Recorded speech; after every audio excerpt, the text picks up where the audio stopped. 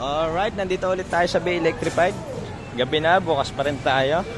Ito, may mga nagpapagawa dito. Ano sira niyan? Hall sensor. Papalitan natin siya ng ano? Ayan siya. M3. M3 ni sir. Naka-upgrade na yan ng Nanjing. Ito yung controller niya sa M3 Nanjing 2240 72240. Ayan. Tapos ito yung hub niya. Sira yung hall sensor. Papalitan natin ng bago. Ayan.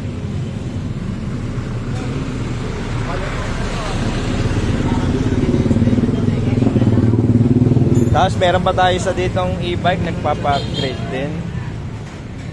Keso e-bike na K350. Ayan. Yung controller niya is EM50. Nag-upgrade siya ng EM100. Bottle EM100. Ito yung luma niyang hub. Ayan. Papalit din siya ng hub. Ayan. QS motor, yung stock niya, pinalitan niya ng 3,000 watts QS motor din. Ayan yung pinalit natin. Etong QS na to is 4th gen na to, na may 3,000 watts power save. Yan siya. Yan.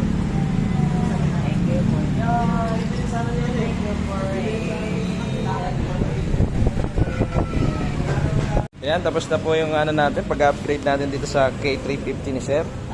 Ayan si Sir.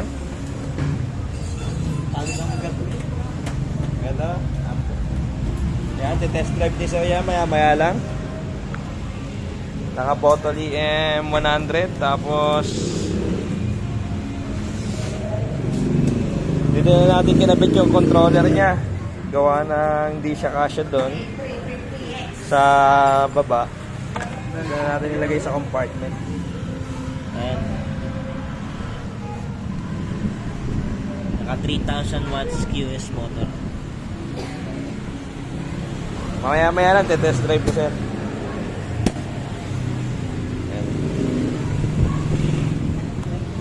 Kaya test drive na natin yung upgrade natin. 3,000 watts.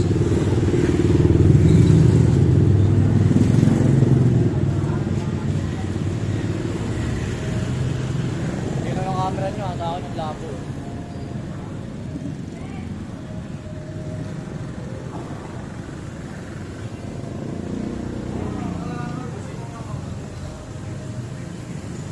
Yun o. Number 1 pa lang yan.